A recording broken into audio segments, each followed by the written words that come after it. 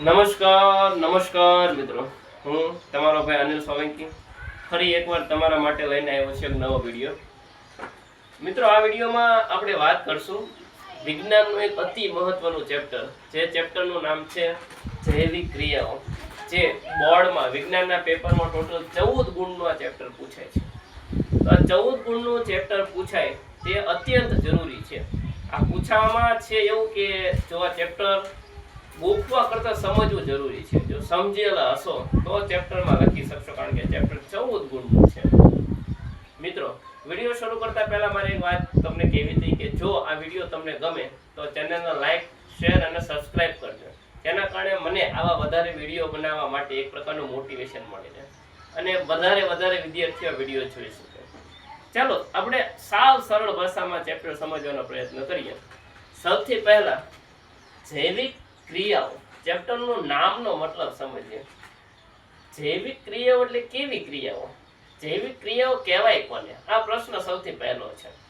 તો મનુષ્ય અથવા કોઈ પણ સજીવોની આપણે વાત કરીએ, સજીવો, તો સજીવોને જીવવા માટે એટલે કે જીવી રહેવા માટે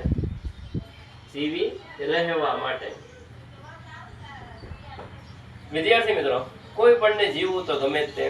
દરેકને એમ કહેશું કે ભાઈ તારે મરી જવું છે? ના હો સાહેબ, મારે તો લાંબુ જીવવાનું છે, મારે જીવનમાં હજી આગળ વધવાનું છે. એટલે દરેક સજીવને તો જીવવું તો ગમે, કોઈને મરવું ગમે નહીં. તમને ગમે છે મરવું? ના સાહેબ, કોઈને મરવું ગમે નહીં. તો જીવી રહેવા માટે આપણે સજીવો અમુક ક્રિયાઓ કરતા હોય છે. જેમ કે સૌથી પહેલી ક્રિયા કહીએ, ખોરાકને મેળવવો અને એને ખાવો. ખોરાકને મેળવવો અને એને ખાવો. તો ખોરાક મેળવી અને એને ખાવાની જે ક્રિયા છે એને વિજ્ઞાનની ભાષામાં આપણે કહીશું સૌથી પહેલી એટલે કે પોષણ. શું કહીશું? પોષણ. કોઈ પણ જગ્યાએ આપણે ગયા હોય તો સૌથી પહેલા આપણે શેમાં ધ્યાન દેવી? ખાવામાં. મને તો ટેવ છે ભાઈ, ક્યાંય પણ કોઈ ફંક્શન હોય કે કંઈ ઇન્વિટેશન કાર્ડ આવે એટલે આપણું એક જ વસ્તુ ઉપર ધ્યાન હોય, જમવાનો સમય કયો છે, જમવાના સમય ત્યાં પહોંચવું છે. એટલે સૌથી વધારે જરૂરી આપણા માટે શું છે? ખાવું ને ખાવું. એમાં જો કે રસ જેવું કે મઠ્ઠો જેવું કે ભળી ગયા તો ઢીચીને ખાવું. એટલે ખાવું જરૂરી છે. ચાલો આપણે પાછા ટોપિક ઉપર આવતા રહીએ કે મનુષ્ય માટે સૌથી પહેલું જરૂરી છે પોષણ. કે જો એ ખોરાક મેળવશે અને એને ખાશે તો જ જીવી રહેશે. હવે ઢીચીને રસની વાટકીઓ પી ગયા પછી એ ખોરાકનું પાચન એટલે કે હજમ થવું જરૂરી છે. જો હજમ થાય તો કામ, નહીતર આપણે દબદબો થઈ જાય, પેટમાં દાબો થઈ જાય. હજમ થવું જરૂરી છે.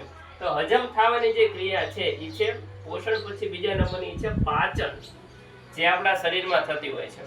હવે ખોરાકનું પાચન થઈ ગયા બાદ જે સારો ખોરાક છે જેનું પાચન થઈ ગયું છે એ ખોરાક આપણા આખા શરીરમાં પહોંચવો જરૂરી છે. તો વળી પ્રશ્ન આવે કે સાહેબ, ખોરાક ખાવો જરૂરી શા કામ છે? ભૂખ લાગે છે એટલે? નહીં, ભૂખ લાગે છે એટલે ખાવા જરૂરી છે, એ વાત સાચી છે. એના ઉપરાંત આપણા શરીરને ઉર્જા, શક્તિ, તાકાતની જરૂર પડે. તાકાત મેળવવા માટે આપણે ખોરાકની જરૂરિયાત પડે છે. તો તાકાત કઈ રીતે મળશે?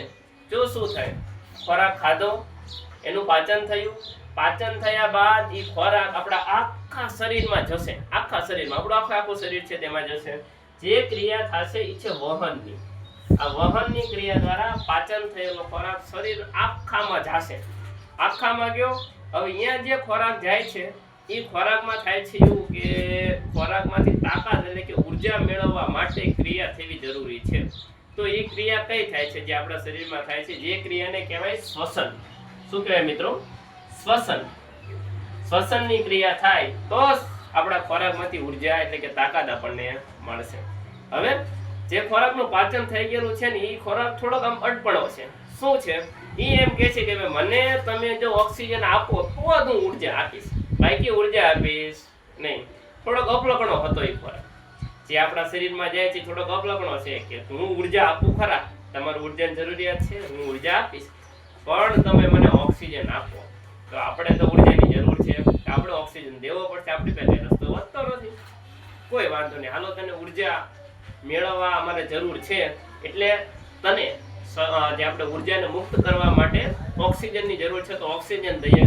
અને ઓક્સિજન માટે આપણે એક ક્રિયા કરીએ, જે ક્રિયાને કહેવાય શ્વાસોશ્વાસ. શ્વાસોશ્વાસની ક્રિયા દ્વારા આપણા આખા શરીરમાં ઓક્સિજન પહોંચે. ઓક્સિજન પહોંચી ગયા બાદ જે આપણો ખોરાક છે એમાંથી ઉર્જા મુક્ત થશે, તાકાત મુક્ત થશે, જે આપણા શરીરને તાકાત મળશે. હવે મિત્રો, ખોરાકનું પાચન થઈ ગયું આપણે સમજ્યા. વધારાનો ખોરાક છે જેનું પાચન નથી થતું, તો વધારાનો ખોરાકનો શરીરની બહાર નિકાલ કરવો જરૂરી છે. જો મિત્રો તમને ખબર જ છે કે નિકાલ તમે કેવી રીતે કરતા હોય છે, તો એ નિકાલની જે ક્રિયા છે, જે વધારાનો ખોરાક આપણે શરીરની બહાર કાઢવાની જે ક્રિયા છે, એ ક્રિયાને આપણે કહીશું મિત્રો ઉત્સર્જન. શું કહીશું? ઉત્સર્જન. તો આ એવી ક્રિયાઓ છે જેમ કે ખોરાકને ખાવો, હજમ કરવું, એને આખા શરીરમાં પોગાડવો, એમાંથી શક્તિ મેળવવી, શક્તિ મેળવવા માટે એનો ઓક્સિજન આપવો અને અંતે વધારાનો ખોરાક બહાર કાઢવો. આ બધી ક્રિયાઓ આપણે જરૂરી છે. જો આ ક્રિયાઓ આપણા શરીરમાં ન થાય તો આપણે જીવી શકીએ નહીં. જીવવા માટે આ બધી ક્રિયાઓ જરૂરી છે. તો મિત્રો, એ જ આપણી વ્યાખ્યા છે કે સજીવ જીવી રહેવા માટે, જીવતો રહેવા માટે જે કઈ ક્રિયાઓ કરે, જ્યાં ક્રિયાઓ કરે છે, જે કઈ ક્રિયાઓ કરે એ જ ક્રિયાને શું કહીશું? જૈવિક ક્રિયાઓ. આ આપણી દેશી ભાષામાં આપણે વ્યાખ્યા સમજ્યા. ચોપડીની ભાષામાં વ્યાખ્યા કેવી તો શું થશે? જીવી રહેવું એટલે કે અસ્તિત્વ ટકાવી રાખવું. ચોપડીમાં એવું લખ્યું છે, જીવી રહેવું એટલે અસ્તિત્વ ટકાવી રાખવું. આપણે કહીશું કે સજીવો પોતાનું અસ્તિત્વ ટકાવી રાખવા માટે જે ક્રિયાઓ કરતા હોય છે એ ક્રિયાને મિત્રો શું કહેવાય? જૈવિક ક્રિયાઓ. શું કહીશું? જૈવિક ક્રિયાઓ. જૈવિક ક્રિયાઓ મિત્ર કોણ કોણ આવશે? આપણે દેશી ભાષામાં કહેવું હોય તો ખાવું, હજમ થવું, એના આખા શરીરમાં પોગવું, એમાંથી શક્તિ મેળવવી, શક્તિ મેળવવા માટે ઓક્સિજન પોગાડવો અને અંતે વધારાનો ખોરાક બહાર કાઢવો, જેને અનુક્રમે આપણે કહીશું પોષણ, પાચન, વહન, શ્વસન, શ્વાસોશ્વાસ અને ઉત્સર્જન. તો મિત્રો, જો આ માહિતી તમને સારી લાગી હોય અને આવી જ રીતે એકદમ સરળ દેશી ભાષામાં મારી સાથે એટલે કે અનિલભાઈ સોલંકી સાથે તમારે આખું ચેપ્ટર જો સમજવું હોય તો આ વિડીયોને લાઈક, ચેનલને સબસ્ક્રાઇબ અને બને તેટલી શેર કરજો, જેના કારણે મને મોટિવેટ મળી રહે. જો મોટિવેશનની જરૂર તો અમારે હોય કે જો તમે અમને મોટિવેશન આપો તો અમને વધારે વિડીયો બનાવવાની, તમારા માટે સરળ સમજૂતી લાવવાની એક મજા આવે એમ કે હા ભાઈ ચાલો બધા સપોર્ટ કરે છે, આપણે ધીમે ધીમે આગળ વધીએ.